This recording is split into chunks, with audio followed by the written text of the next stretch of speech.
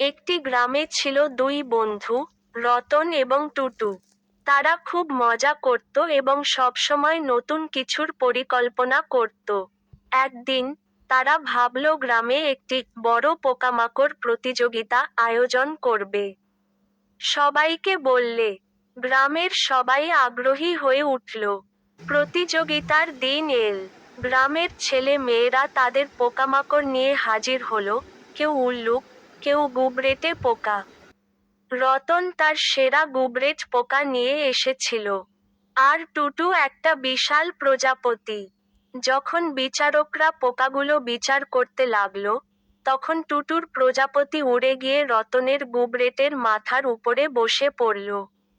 রতন হেসে বলল, এ তো আরেক পোকা। সবাই হাসতে লাগলো। অবশেষে, টুটুর প্রজাপতিই জিতল, কিন্তু রতন বলল, জিতলেও আমাদের বন্ধুত্বটাই আসল পুরস্কার।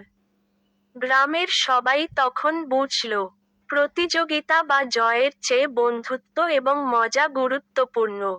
সেদিন তারা সবাই একসাথে আনন্দে মেতে উঠল এবং সারা গ্রামে হইচই শুরু হলো। এভাবেই, রতন ও টুটুর মজার প্রতিযোগিতা গ্রামের সবাইকে একসাথে এনেছিল।